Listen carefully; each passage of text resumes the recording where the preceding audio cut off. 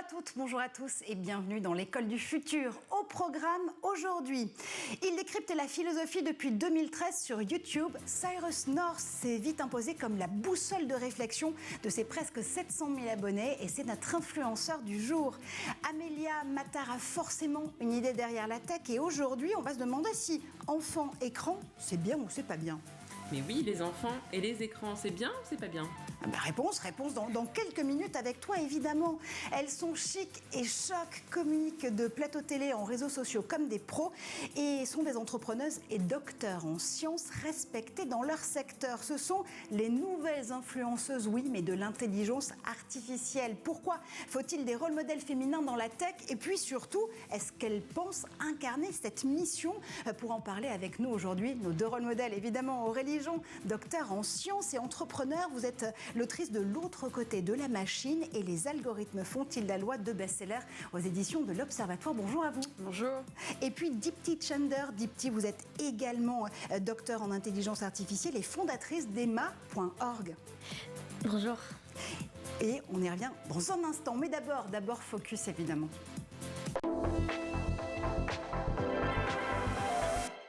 Se poser des questions sur le bonheur, sur la politique ou sur les mythes philosophiques, c'est simple comme un coup de fil. C'est la pastille YouTube qui a fait connaître Cyrus North. Édouard Denuot nous emmène dans l'univers de ce vulgarisateur et fier de l'être. Bonjour à tous. Si vous voyez votre enfant traîner sur Internet à la veille du bac de philo, pas d'inquiétude, il est sûrement en train de réviser avec Cyrus North. Cyrus North est un vidéaste français né en 1990. Il se fait connaître sur YouTube en postant des vidéos sur la philosophie. Pendant le confinement, sa communauté explose et il compte aujourd'hui près de 700 000 abonnés pour plus de 42 millions de vues.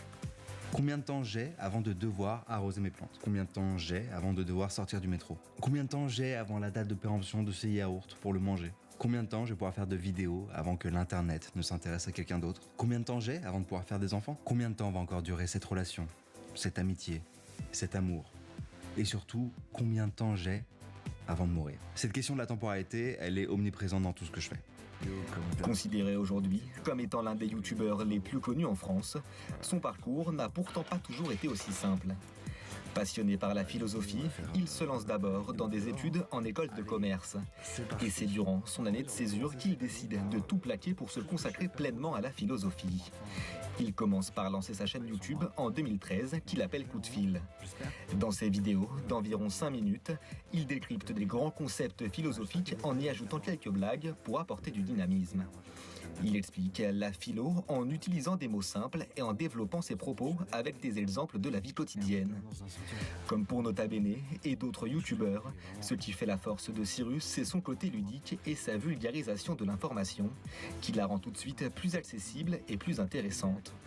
À 31 ans aujourd'hui, Cyrus North se voit plus comme un grand frère qui fait apprendre, plutôt que comme un enseignant. Ces vidéos servent même parfois de support aux professeurs de philosophie. Alors, qu'attendez-vous pour vous mettre à la philo avec Cyrus North ?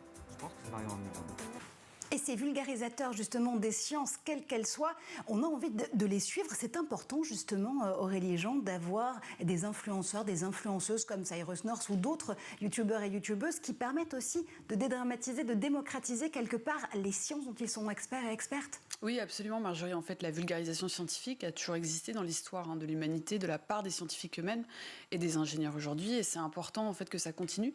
Et avec les nouveaux médias digitaux comme YouTube et des autres plateformes, les réseaux sociaux, on a des influenceurs, donc des gens qui ont un background technique ou pas technique ou dans d'autres domaines, comme la philosophie ici, pour justement démocratiser avec une manière très ludique et puis en parlant à des générations très différentes et de manière... Voilà, d'atteindre facilement les gens à travers son simple téléphone portable. Et bien, vous êtes présidente d'Emma.org, vous êtes aussi une scientifique. Est-ce que parfois on a l'impression de se trahir un peu quand il faut démocratiser, vulgariser ce discours justement sur les sciences? C'est vrai que c'est très compliqué puisque on a en face de nous quand même des personnes qui ne connaissent pas ces métiers. Donc comment est-ce qu'on leur apporte les métiers techniques tout en les rendant accessibles? Et c'est vraiment l'enjeu d'Emma à travers tout ce qu'on met en place. Et c'est pas toujours facile puisqu'il y a des biais qui sont là, il y a des préjugés qui existent dans la société. Donc comment est-ce qu'on les amène tout en respectant bien sûr la vie privée de chacun et chacune, mais en se disant que la technologie avant tout doit être un accélérateur plus qu'autre chose. Et rester fidèle aussi, j'imagine, à ses convictions scientifiques, à son travail de recherche, Aurélie. C'est un des enjeux, je pense, de la vulgarisation. Mot que je n'aime pas trop, pour être tout à fait honnête avec vous, c'est vulgariser, c'est un mot que j'aime pas trop, vulgaire. Enfin, j'aime bien parler de démocratisation des sciences. On parle de pop science en anglais, donc j'aime bien ce terme, sciences populaires. Et c'est vrai que c'est difficile parce que vous avez toujours le risque, en fait, de par la simplification, de trop simplifier et du coup de se tromper ou de faire une erreur dans l'information qu'on va transmettre aux gens. Donc c'est très très difficile.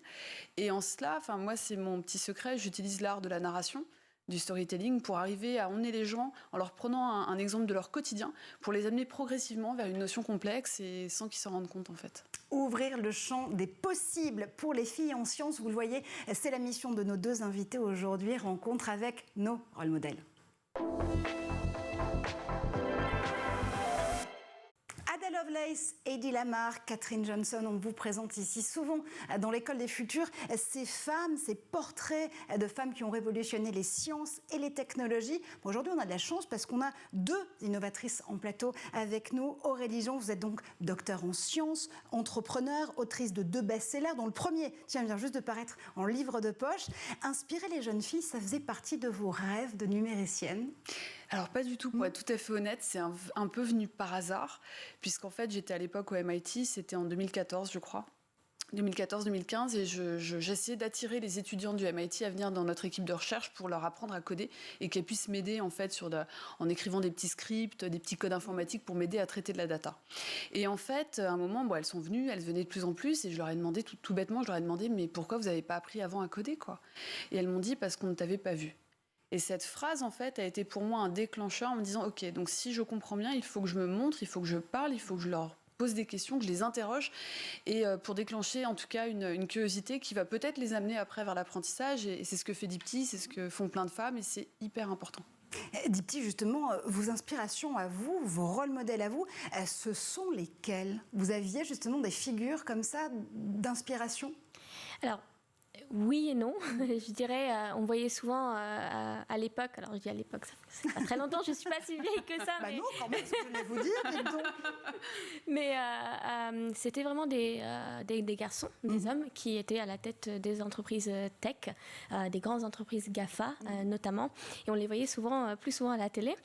Et donc c'était plutôt eux. Je m'inspirais, je me disais bon, ils s'en sortent, je peux le faire. Et je n'avais pas particulièrement une personne en tête, c'était vraiment des personnalités qu'on pouvait voir à la télé, des personnalités qui réussissaient dans la tech, puisque j'étais très dans l'objectif de se dire ils sont des humains avant tout, et ils habitent pas sur Mars, ils habitent sur Terre, j'habite sur Terre, donc s'ils peuvent le faire, je peux aussi le faire.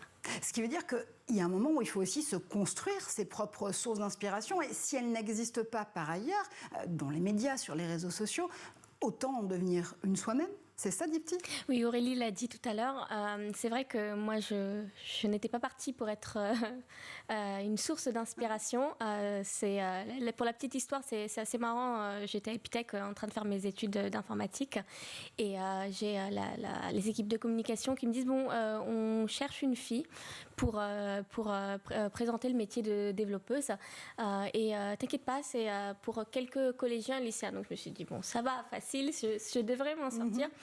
Et puis c'est une conférence qui était en France, et puis j'arrive, je crois que c'était à Lille, je m'en rappelle plus, j'arrive à Lille, et puis j'ouvre la porte de la salle dans laquelle je devais faire la conférence, et donc une personne m'accueille et me dit bonjour, vous êtes Dipti? Donc je réponds oui, je suis Dipti, et je lui dis par contre je viens pour présenter mon métier de développeuse. Elle me dit oui je sais, c'est par là, donc viens avec moi. Donc j'y vais, et elle ouvre une salle de cinéma.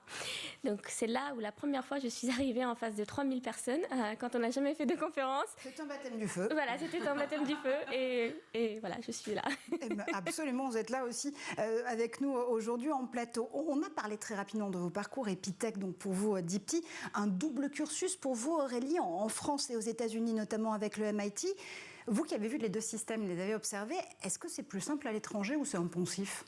Je pense qu'il y a des différences, il y a des similarités. Les différences, je dirais qu'aux États-Unis, ça fait très longtemps qu'on s'intéresse à l'attraction et la rétention. On n'en parle pas assez de la rétention des filles dans le milieu de la technologie et des sciences. Il y a énormément de choses qui ont été faites. Bon, on parlait du MIT, ça a été fait dans les années 90 au MIT pour aller avoir une politique assez forte, proactive au sein des lycées pour parler de l'ingénierie et des sciences. Et d'ailleurs, le MIT aujourd'hui a 50% de filles dans son université, ce qui est quand même rare dans ce milieu, sans faire plus aucun effort. Donc ils ont réussi leur pari. Donc je dirais qu'il y a un décalage dans le temps. Cela étant dit, maintenant, on a la chance de pouvoir apprendre les uns des autres. Et donc, on peut voir ce qui marche d'un côté, ce qui marche moins bien de l'autre, essayer de copier, de translater les modèles et du coup d'attirer, de retenir les filles dans ce milieu. Ouais, retenir les talents, retenir les cerveaux, parce que oui, en effet, on a besoin de talents féminins dans l'industrie de l'intelligence artificielle, et pas que, on le verra dans un instant. Dipti, je crois que la première confrontation que vous avez eue finalement avec cette envie de science, cette envie de data et d'intelligence artificielle, ça a été dès le bureau de votre conseillère d'orientation à 18 ans qui vous a dit attention, l'informatique, c'est pas fait pour les filles. Oui, effectivement. Donc c'était une très belle rencontre que j'ai faite, qui m'a marquée finalement, qui effectivement m'a précisé que les métiers de la tech sont réservés pour les hommes, donc il vaut mieux pour une fille trouver un métier qui est accessible pour une fille. Donc c'est des conseils que je retiens et que j'ai pas du tout suivi, et donc j'en suis fière. Et vous avez bien fait. Il y a aussi cet enjeu de dégenrer justement certains métiers et les métiers de la tech et du numérique. Et ça commence à l'école, ça commence dès le collège, dès le lycée. La controverse de ces dernières semaines, notamment sur l'enseignement des maths, ou plutôt leur retrait du tronc commun après la réforme du bac, forcément vous fait réagir. Le bilan des cours, c'est que près de la moitié des lycéennes abandonnent les maths en fin de seconde, alors qu'elles étaient jusqu'en 2018 environ 83% à poursuivre un enseignement en mathématiques. Notre question, elle n'est pas tant sur cette réforme du bac que le fait de se dire que est-ce qu'on est en train de donner naissance à une génération sacrifiée par rapport à sa culture scientifique et mathématique, Aurélie? Je pense qu'on est en train de revoir ce que sont les mathématiques. Et c'est à ça qu'il faut réfléchir. Il y a deux choses. D'une part, c'est si vous regardez toutes les sciences, pas que les maths, mais la biologie, la physique, la chimie, on a autant de filles que de garçons, je crois, dans ces spécialités en terminale.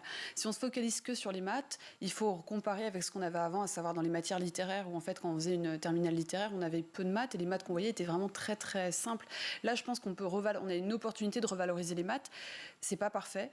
Moi, j'ai envie qu'il y ait plus de maths encore et plus de filles. Mais par contre, il y a un point important, c'est qu'on revalorise la manière dont on apprend les maths. Je m'explique. On a tendance en France, parce qu'on sacralise les mathématiques en France, je peux vous dire, j'ai fait des études de maths et de physique. On a tendance à croire que les maths ne sont que dans la discipline mathématique. Les maths sont partout. Les maths sont dans la physique, les maths sont dans la chimie, les maths sont dans la biologie, les maths sont dans l'histoire. Mais vraiment.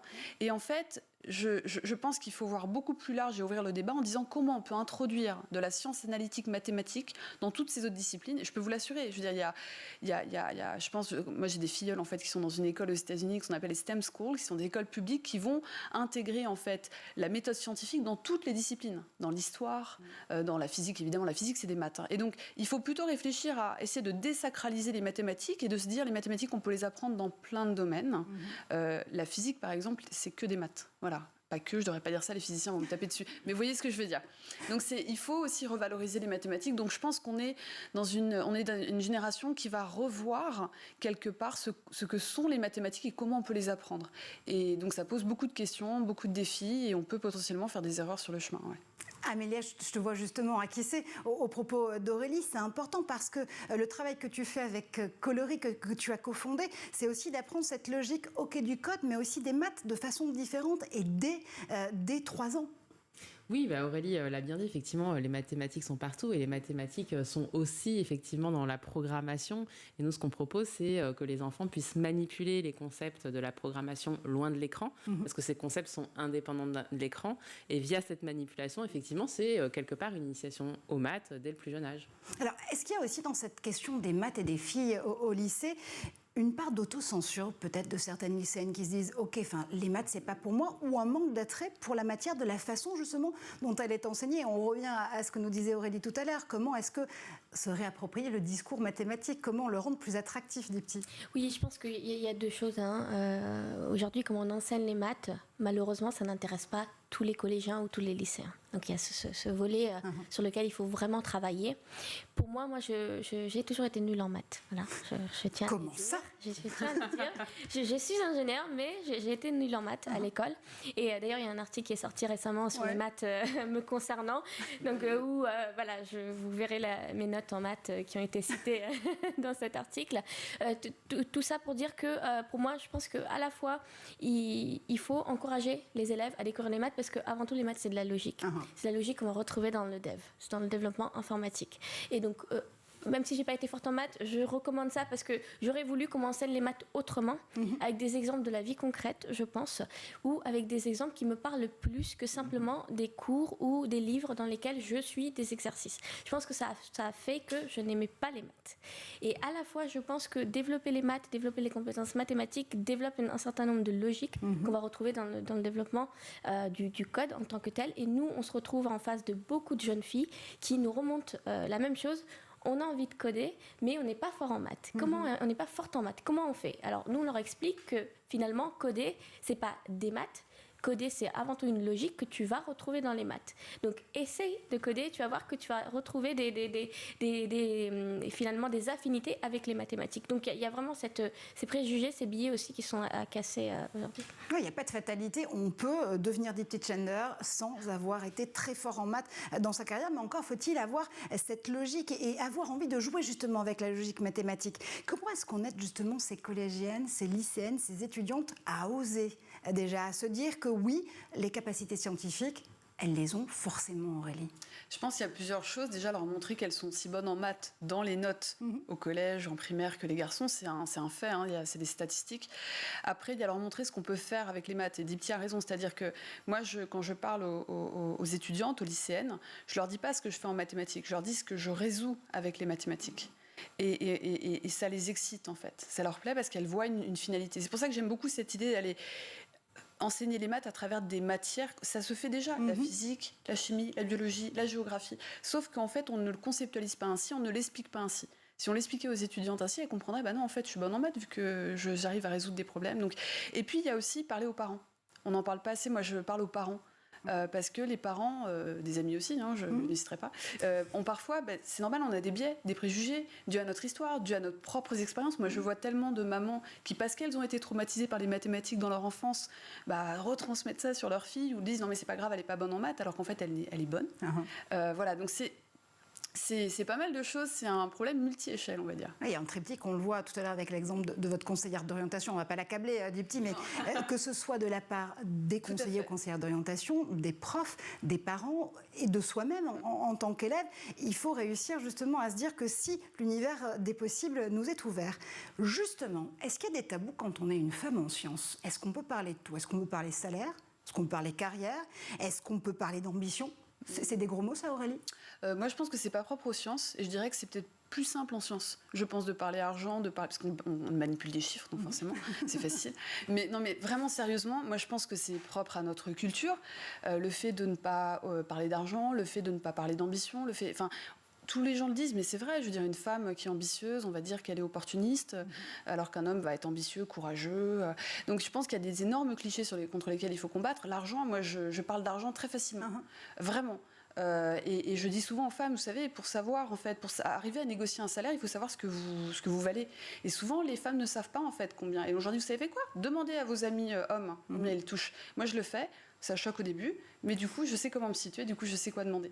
Et il y a plein de choses comme ça, et donc je pense qu'il y a des tabous. Ça évolue pas très vite, je trouve, pour être tout à fait honnête avec vous. Je ne sais pas pourquoi. Voilà, mais moi, je le dis. Et puis, par exemple, quand je parle des motivations de pourquoi il faut faire des sciences, pour les filles qui sont bonnes et qui ça leur plaît, et pourquoi il faut... Je leur dis, vous allez avoir une indépendance intellectuelle, parce que vous allez être extrêmement stimulé, vous allez apprendre toute votre vie, vous allez résoudre des problèmes de grande ampleur, vous allez aider la société, et puis, vous allez bien gagner votre vie. Alors souvent, ça les étonne, les jeunes. Mais moi, je le dis, alors les parents sont souvent un peu... Je leur dis, vous allez bien gagner votre vie.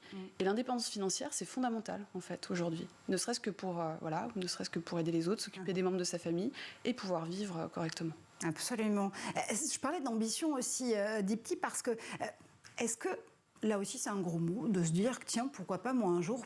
CEO en tant que femme d'une plateforme, d'une grande boîte de la tech européenne ou d'une autre nationalité. Pourquoi est-ce qu'on n'a pas le droit de rêver ? Bien sûr qu'on a le droit, il faut rêver. Sky is the limit, I would say.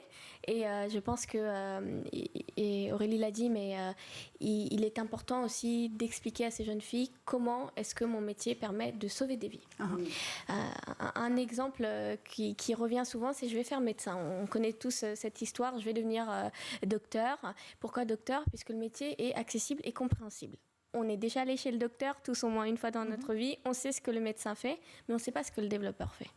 Donc là où le rôle de la tech est super important, c'est-à-dire le démocratiser avec des exemples qui démontrent qu'à la fois, étant dans la tech, on peut sauver des vies. Le Covid, exemple, Covid, si les ingénieurs n'auraient pas été derrière, malheureusement, les appareils n'auraient pas tenu. Donc, il faut le rappeler. Et ça, c'est des choses, finalement, qui ne sont pas visibles en tant que telles. Ce que je veux dire par là, on a des machines qui sont là, dans le coin d'une salle. Elles sont là. Une personne qui est vivante, un docteur qui est vivant, il est devant nous, il nous parle. Donc, finalement, on a tendance à s'inspirer à travers ce docteur. D'où la nécessité d'avoir des rôles modèles développeurs, scientifiques, qui sont des personnes vivantes et qui vont pouvoir être devant ses parents, ses élèves, ses filles, ses garçons, pour démontrer qu'ils s'en sortent. Et pourquoi pas ensuite devenir des CEO des grandes boîtes. Et c'est tout ce qu'on vous souhaite, évidemment. Ces rôles modèles, elles sont bien vivantes, elles sont avec nous en plateau aujourd'hui. On continue à parler de l'importance de l'inspiration dans la tech, les métiers de l'intelligence artificielle dans un instant. Mais d'abord, on fait un tour du côté de la planète tech.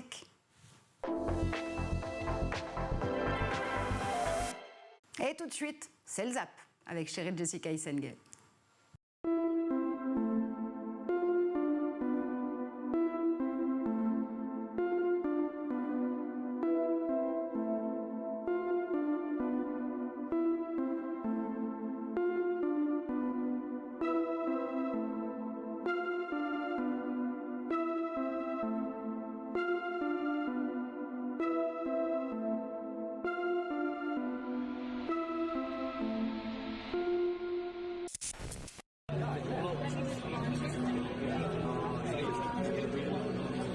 This is the inside.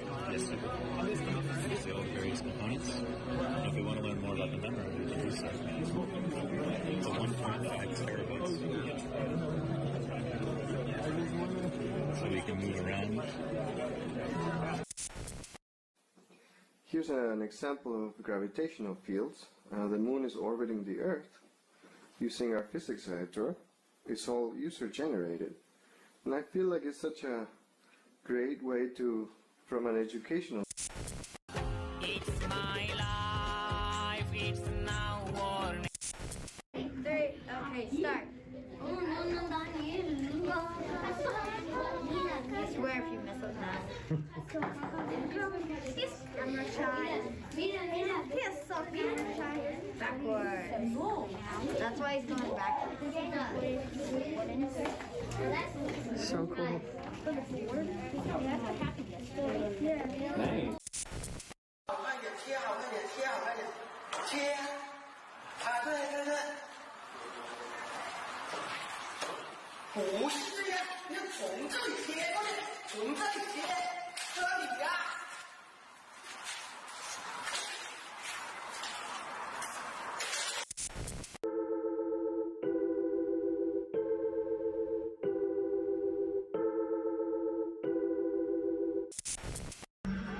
Consciousness.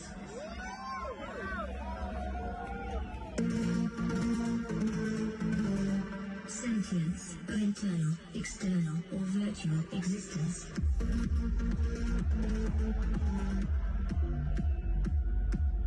Consciousness. James et les hologrammes, j'espère que vous avez la ref. Retour sur le plateau de l'École du futur, évidemment. On est toujours avec Aurélie Jon, docteur en sciences et entrepreneur, autrice de L'autre côté de la machine et des algorithmes. Font-ils la loi aux éditions de l'Observatoire? Et évidemment avec Deepti Chander, présidente d'EMA.org. Avant de reprendre justement notre discussion sur ces rôles modèles, eh bien, je crois qu'Amélia Matar a une idée derrière la tech. Alors Amélia, les enfants et les écrans, ça fait bon ménage ou pas? Alors oui, effectivement, aujourd'hui, j'ai envie de vous parler de ce sujet épineux qui déchaîne les passions, mais vraiment, on voit naître une guerre intellectuelle autour de ce sujet. c'est le sujet des écrans et des enfants. Alors j'ai d'autant plus envie de vous aborder ce thème aujourd'hui que j'ai cofondé Coloris, qui est une approche 100% déconnectée. Entendons-nous bien, je ne diabolise pas du tout les écrans. Je pense simplement qu'il est sain d'avoir des moments sans écran pour prendre de la hauteur sur le sujet de la technologie avec les enfants. Donc tu penses que l'écran, même si tu ne le diabolises pas, a en effet un effet positif sur l'enfant, sur la façon dont il va apprendre aussi ? Oui, je crois que le numérique et l'écran a fortiori peut être positif pour les apprentissages. Il y a beaucoup d'études qui montrent, notamment, par exemple, pour l'apprentissage de l'écriture. Cela étant dit, et sans sombrer dans la panique morale qui entoure aujourd'hui ce sujet, on ne peut pas nier non plus que les écrans posent un réel problème, quasiment de santé publique. Pour les enfants, et pour les adultes aussi. Bruno Patino le résume parfaitement dans son dernier ouvrage « Tempête dans le bocal », publié chez Grasset en début d'année.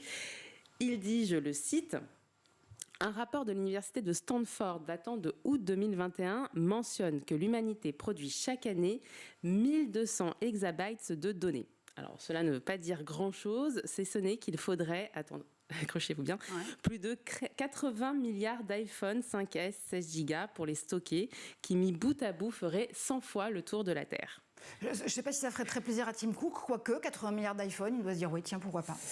Oui, alors ça m'a laissé un peu songeuse en tous les cas. Et il faut savoir qu'il y a une centaine de députés de la majorité qui ont lancé récemment une campagne contre la surexposition des enfants aux écrans dans le but d'élaborer avec le public une proposition de loi. En substance, ces députés demandent la mise en place d'une vraie politique de prévention auprès des familles et auprès des professionnels. Et c'est justement l'objet de la campagne de sensibilisation en libre accès qu'a mis en ligne Premier Cri. Alors Premier Cri, c'est ce collaboratoire de recherche sur le développement de l'enfant de 0 à 6 ans. Et ses fondatrices, Marion Voilot et Lisa Jacquet, dont j'ai déjà parlé ici, ont réalisé un MOOC fantastique qui s'appelle La Petite Culture Numérique. Et vraiment, j'insiste sur ce travail parce qu'il est remarquable et il apporte de précieux éclairages sur le numérique pour les 0-6 ans. Alors, dans ce MOOC, en fait, elles sont allées à la rencontre de près de 40 acteurs et actrices du numérique, des chercheurs, des psychologues, des députés, des psychomotriciens, des enseignants, pour poser la réflexion du numérique et des enfants avec le plus de sérieux possible. Je pense vraiment qu'il n'y a rien de plus complet aujourd'hui sur le sujet. Je vous invite vraiment à aller voir ce qu'elles ont fait.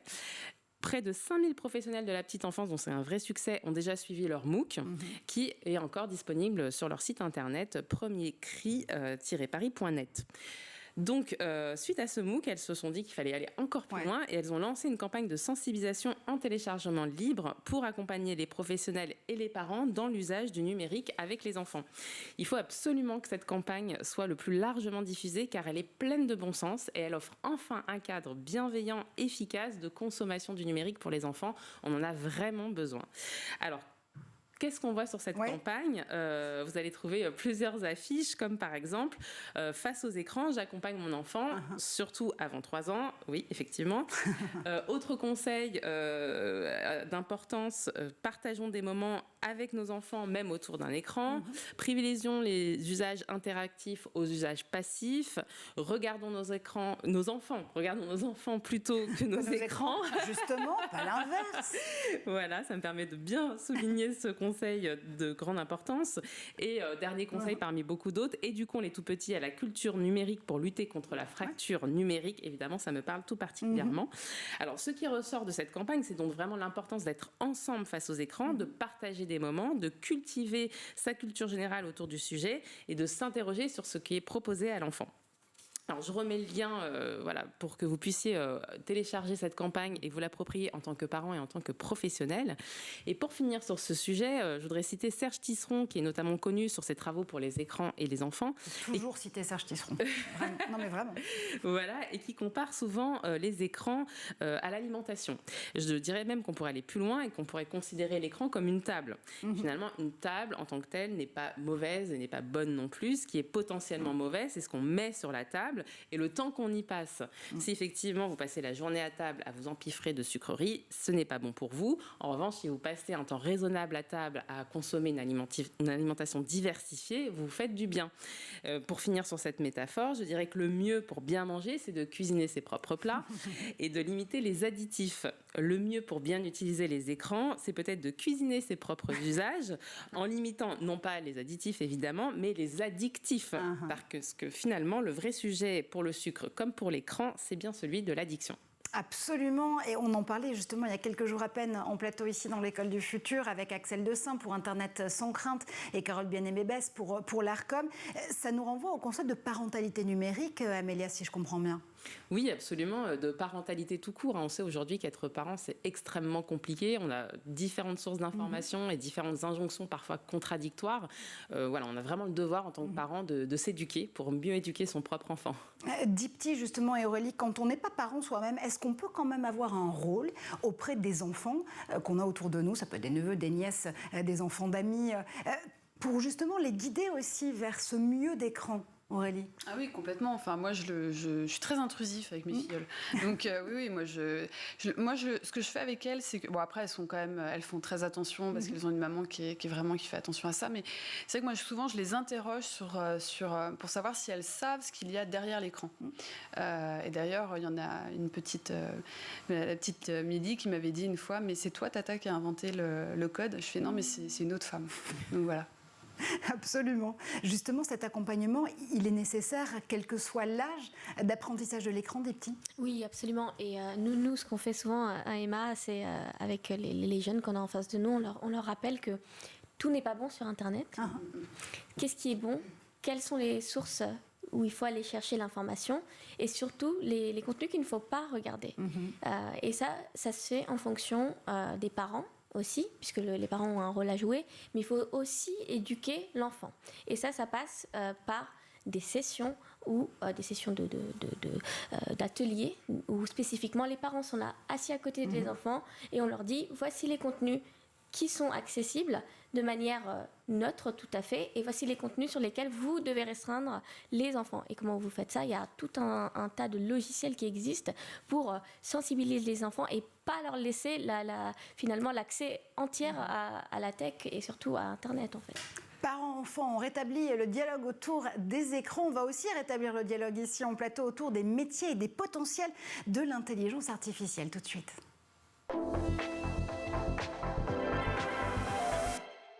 Et il y a seulement 12% de femmes dans le secteur de l'intelligence artificielle en France, je dis il y a, mais c'était un constat alarmant dressé en l'occurrence par le mathématicien Cédric Villani en 2019. Rapporteur du plan AI for Humanity, il fixait alors un objectif à 40% d'étudiantes dans les filières numériques pour 2020, ça c'était il y a 2 ans.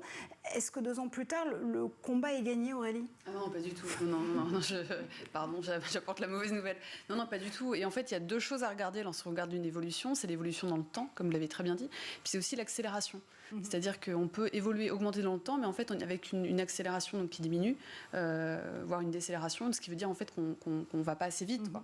Donc on est encore loin du compte. Il y a énormément de travail, et quand c'est les implications et les conséquences, en tout cas, du manque de femmes dans ce milieu, du manque de diversité en général dans les milieux de développement, il faut vraiment faire attention à ça. Il y a des enjeux économiques et sociétaux énormes. On va revenir justement aux enjeux du secteur parce que ce sont des emplois à la clé qui se jouent, des carrières aussi et une façon de changer le monde. On le disait en première partie de cette émission. Dipti, comment est-ce qu'on va chercher plus loin que ces 12% de femmes dans l'intelligence artificielle en France? C'est pas possible de rester sur ce constat? C'est pas possible. Non, c'est pas du tout possible. On parle d'IA, tout à l'heure on parlait de la tech, 12% IA, la tech c'est autour de 20% je crois, sur les chiffres. Malheureusement ça fait que baisser. Les 40%, nous ne les avons pas encore atteints. On est loin d'avoir atteint ces chiffres. Il faut réagir parce que ça risque d'être trop tard pour moi d'ici quelques années. On est en train de construire les IA qui seront sur le marché prochainement. Et puis malheureusement, elles sont créées par un certain nombre de biais et ils sont créés par une petite pourcent de la population et ce n'est pas acceptable. On va revenir au biais de l'intelligence artificielle et des algorithmes comme au biais de l'orientation qui subsiste en matière de carrière scientifique et technologique, parce que est-ce qu'on peut se dire aujourd'hui, en 2022, qu'une tech plus inclusive, c'est vraiment possible? On le sait, c'est un enjeu de société, c'est aussi une question de business, on va se parler franchement.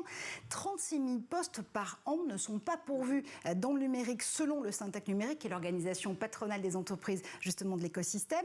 La non-inclusion des femmes elle freine le développement des entreprises, Aurélie. Ah mais complètement, c'est des enjeux économiques énormes. Moi, je suis très pragmatique, c'est-à-dire que je vois qu'il y a des besoins et qu'en face, on a des gens, des talents potentiels. Donc oui, c'est un vrai enjeu et d'ailleurs, souvent, on en parle sous un angle féminin, si je puis me permettre, c'est-à-dire que c'est un problème féminin. J'aime pas le mot problème, parce qu'on n'est pas un problème, mais c'est un sujet féminin, mais en fait, c'est un sujet masculin, parce que moi, pour avoir travaillé, j'étais dans des équipes où il y avait que des hommes, souvent, j'étais la seule femme. Ils ont envie que ça change aussi. Parce qu'ils ont envie d'être challengés, parce qu'ils en ont marre aussi d'être entre eux. Et donc, il faut aussi, eux, les impliquer et leur faire bouger. Enfin, ils vont nous aider à bouger les lignes. Et puis, il y a un problème d'échelle, en fait. Si on n'est que 12% aujourd'hui dans le domaine, si on ne sollicite que les femmes pour bouger les choses, ça va aller très lentement.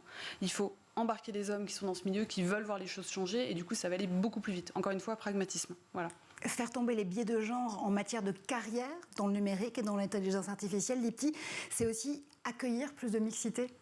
Oui, absolument. On parle beaucoup de femmes. Moi, j'aimerais beaucoup parler de diversité, parce que c'est important pour moi de se dire que ces femmes-là, on va aussi aller les chercher dans des milieux qui vont être très, très divers, en situation de handicap, mais aussi dans des territoires reculés. Et je pense qu'à la fois, oui, il y a une problématique, 12% de femmes dans l'IA, mais il y a aussi une problématique d'accessibilité de ces outils-là dans les territoires reculés. Et si on continue à créer ce gap qui existe, parce que si je ne me trompe pas, c'est 49% de la population, donc de la planète entière, qui n'a pas accès à Internet. Donc si vous voulez avoir des filles ou des profils divers dans la tech, il faudrait peut-être commencer par leur donner les outils afin qu'elles puissent apprendre ce qui est nécessaire dans la tech pour s'orienter vers ces métiers-là.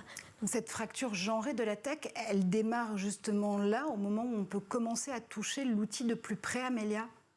Oui, absolument. Il y a plein d'études qui montrent qu'effectivement une introduction précoce de ces sujets à l'école favorise des carrières plus tard dans ces métiers et des vocations dans ces métiers pour les petites filles notamment. Alors ces biais, on les reproche évidemment là, ici, à l'écosystème numérique, mais on les reproche surtout en premier lieu d'abord souvent aux algorithmes. Comment domestiquer les algorithmes qui sont souvent misogyne? Est-ce que d'abord c'est forcément que de la faute de l'algo, Aurélie? Alors déjà non. Alors je veux dire, vraiment, un algorithme n'est ni sexiste, ni misogyne, ni raciste, discriminant, parce qu'il ce n'est ni une personnalité physique ou morale, mais par contre, il y a des gens derrière. Et quand je dis ça, je ne dis pas que c'est la faute des concepteurs, pas du tout, c'est la faute de tous les gens qui sont sur la chaîne de production d'un algorithme. Je m'explique, il y a les gens qui pensent à un outil à développer, il y a des gens qui vont le développer, il y a des gens qui vont le tester, il y a des gens qui vont le vendre, et il y a des gens qui vont l'utiliser. Toutes ces personnes, jusqu'à l'utilisateur final, ont un rôle à jouer vis-à-vis de ces algorithmes. Donc c'est un vrai problème, Dipti en a parlé, les biais algorithmiques, la discrimination technologique qui va être en fait la résultante de ce biais qui va faire en fait qu'on va écarter une partie de la population de l'usage d'un outil parce que cette population n'aura pas été considérée dans la conception, implicitement ou explicitement. Donc c'est un vrai enjeu économique, comme vous l'avez dit, business, mais aussi sociétal. Et concrètement, on fait comment pour faire changer les choses? On n'impute pas forcément ce biais sexiste ou genré aux concepteurs de l'algorithme. On a bien compris que c'était un ensemble de chaînes de valeur qui rend cet algorithme plus ou moins biaisé. Mais est-ce que ça commence déjà par le fait de se dire qu'encore une fois, dans les équipes à l'école, dans les écoles d'ingénieurs, on commence à travailler sur un ensemble de données. Ces données, est-ce qu'elles peuvent être neutres par définition ou pas? Rien que le fait de les choisir, c'est déjà subjectif. Absolument, c'est un excellent point. Et donc, c'est pour ça que la diversité, les différents angles de vue, histoire, langue, origine sociale, peu importe, d'une équipe sont très importantes. Et d'ailleurs, si on était toutes les quatre ici et qu'on développait un outil, je pense qu'on serait fortement biaisé de par nos milieux sociaux, notre culture, nos origines, etc., notre genre. Donc il y a quand même c'est cette diversité, c'est aussi tous les tests qu'on va pouvoir faire passer sur ces algorithmes. Et vous avez parlé, c'est intéressant, vous avez parlé de représentativité de la data. Mais il y a des gens qui pensent en fait que le problème va se résoudre par lui-même parce que plus on va avoir des datas gigantesques, moins on aura le risque d'introduire un biais. C'est faux en fait, ça a été démontré par une équipe de Toronto qui avait travaillé sur les données du web en se disant on va prendre toutes les données du web mondial, c'est sûr on ne va pas être biaisé. Et bien on l'est. Parce qu'on voit que des populations, si on parle encore des femmes, les femmes ne vont pas utiliser de la même manière les outils d'Internet que les hommes. Par exemple, prenez la Wikipédia, les femmes sont minoritaires par rapport aux hommes dans leur contribution aux pages Wikipédia. Donc il ne faut pas croire que la taille va résoudre le problème. Et je crois que ça vous est arrivé vous-même d'avoir des biais, Aurélie, de temps en temps. Ah oui, moi oui, mais je ne suis pas parfaite. Mais j'en ai. Vous savez, je vais vous dire une chose. L'algorithmique, pour moi, c'est une opportunité. J'essaie toujours de voir le verre à moitié plein, parce qu'en fait, ça révèle des discriminations que l'on pensait avoir disparu. C'est intéressant. Du coup, on va pouvoir les résoudre. Quand vous demandez aux gens, est-ce que les gens sont racistes, sexistes, je prends sexiste. Non, les gens ne sont pas sexistes. Bah si, en fait, les algorithmes révèlent un sexisme parfois ordinaire qui est présent à travers des signaux faibles dans la société. Donc, il faut le résoudre, c'est possible, et il y a plein de techniques pour arriver à résoudre ce genre de problème. L'IA, qui est donc un champ infini de possibles et de professions aussi. Quand on parle de métier en matière d'intelligence artificielle, Dipti, on parle de quoi? On est seulement développeurs, développeuses, codeurs, codeuses? Non. L'IA, c'est beaucoup de métiers. C'est data scientist, c'est des métiers de développeurs, effectivement. C'est d'autres types de métiers de scientifiques, finalement. Des métiers qui vont être à la fois... On parlait des maths et à la fois dans la tech. Donc l'IA a un champ des possibles puisque c'est des nouvelles filières qui se développent. Donc je pense que c'est important de garder en tête, ça a été dit à l'instant. Aujourd'hui, moi, en tant que développeuse, je suis en train de créer une intelligence artificielle. Je vais allumer mon ordinateur, je vais commencer à créer cette intelligence artificielle. Le biais viendra de moi, avant tout. L'ordinateur va exécuter ce que je lui dis. Il faut vraiment le rappeler, ça. C'est qu'une ligne de commande, que ce soit un garçon qui le passe ou que ce soit une fille qui le passe, c'est exécuté de la même manière. C'est juste la ligne de commande doit faire quoi ou le code doit faire quoi, ça vient de la personne qui l'a créé. Donc pour nous et pour moi, en fait, c'est un enjeu sur lequel je suis en train de prendre... je suis en plein dans le projet, on est en train de développer, on le sent, je pense, en fait, on est en train de développer une plateforme Codatum qui nous permet à la fois de faire face à ce challenge, parce qu'on se dit, mais les enfants en situation de handicap, ils n'ont pas accès. Les enfants en situation de précarité n'ont pas accès. Comment on fait? Donc je suis en plein dedans et je sens le sujet, je le vis. Donc je pense que l'IA va avoir un rôle clé à jouer. La data, effectivement, c'est central. Sans la data, pour moi, il n'y a pas d'IA. La data est déjà biaisée, il faut le dire, depuis des années. Donc se dire que je prends toute la data et on va ressortir quelque chose de non biaisé, c'est pas possible. Elle est déjà biaisée. Donc maintenant, il faut se dire comment est-ce qu'on met en place des best practices, c'est ce que j'appelle, des bonnes pratiques pour faire en sorte qu'on rend l'IA ou l'intelligence artificielle qui sort la moins biaisée possible, mais c'est vraiment un rôle qui est en continu, parce qu'on sort une IA, elle est biaisée, elle reste biaisée, et comment est-ce qu'on continue, on se dit qu'on la met à jour pour traiter cette donnée qui reste à la fois récoltée sur le web, à la fois par des personnes, des humains, qui eux-mêmes ont des biais finalement. Et on le voit justement, ce projet, vous le vivez en temps réel, vous l'exprimez avec beaucoup d'émotion, parce que c'est ça aussi, l'intelligence artificielle, on peut lui reprocher un certain nombre de choses, mais elle peut aussi concrètement servir à changer le monde. Aurélie? Complètement. Moi, alors, dans ce que je fais, typiquement, moi j'ai travaillé dans plein de domaines, dans le domaine médical, éducation, finance. Là, j'ai un projet que j'ai depuis 2 ans qui a mené une boîte où en fait on a développé un ensemble d'algorithmes, un système algorithmique pour aller détecter le cancer du sein plus de 2 ans avant qu'on voit la tumeur sur la mammo. Il y a plein de choses qu'on fait, et puis il y a des choses, les gens ne se rendent pas forcément compte. Dipti le disait au début, on interagit avec de l'intelligence artificielle sans le savoir. Vous allez dans un laboratoire d'analyse, vous faites une prise de sang, il va y avoir des algorithmes qui vont tourner sur des machines pour l'analyser. Vous allez... vous utilisez votre carte bancaire pour faire des achats. Il y a des algorithmes qui tournent derrière, parfois très avancés, pour aller détecter en fait des risques de fraude.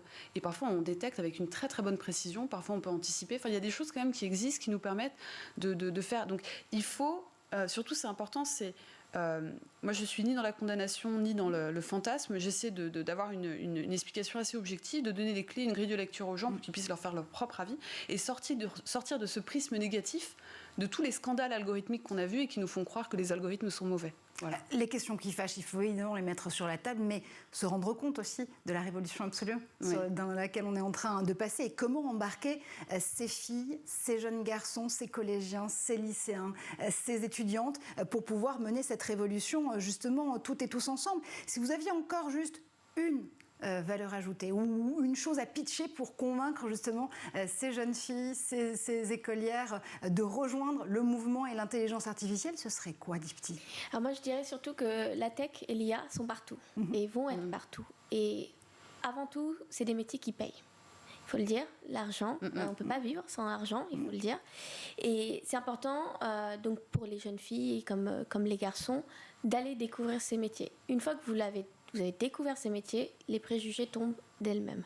Donc allez-y, ne vous mettez pas de frein et surtout allez rechercher par vous-même, être curieux, c'est important parce que dès lors que la curiosité est activée dans la tech, on fait des choses formidables. Voilà. La curiosité est un très bon défaut, Amélia. Oui, et ce qui est hyper intéressant, c'est qu'on observe chez le jeune enfant un pic de curiosité autour des 4-5 ans. Enfin, toute personne qui fréquente un enfant de 4-5 ans est noyée de pourquoi. Et il faut profiter en fait de cet élan de l'enfant pour justement le nourrir. Et l'enfant, voilà, que ce soit une fille ou un garçon, et lui permettre du coup effectivement de se projeter dans ces disciplines plus tard. Aurélie, si vous aviez un slogan pour convaincre encore une fois ces écolières, ces collégiennes, ces lycéennes de rallier le mouvement de l'IA. Moi, c'est indépendance intellectuelle et financière. Voilà, c'est-à-dire qu'elles vont pouvoir être stimulées intellectuellement toute leur vie, elles vont pouvoir impacter le monde à leur image, comme elles le voient, et donner leur petite contribution, leur brique en fait. Parce que moi, je crois beaucoup à la méthode des petits pas. Si on fait tous un petit pas, on va faire des grands bonds. Et puis, elles vont bien gagner leur vie, et il faut parler argent, parce que, encore une fois, c'est un tabou chez les filles, et c'est pas normal. Voilà. Un petit pas pour les filles, mais un grand pas pour l'IA. Merci infiniment Aurélie Jean d'avoir été avec nous sur le plateau de l'École du Futur. Merci bien sûr à vous, Dith Chender. On peut retrouver toutes les actions d'Emma.org, l'association que vous présidez, sur son site internet. Et puis merci, comme toujours, à Amélia Matar pour ses idées et ses applications en matière d'écran et de neurosciences. Nous, on se retrouve, vous le savez, tous les jours, ici, même jour, même heure, même lieu surtout, même heure, dans l'École du Futur. Et puis, toute la journée sur les réseaux sociaux avec le hashtag l'École du Futur. À très vite, restez connectés.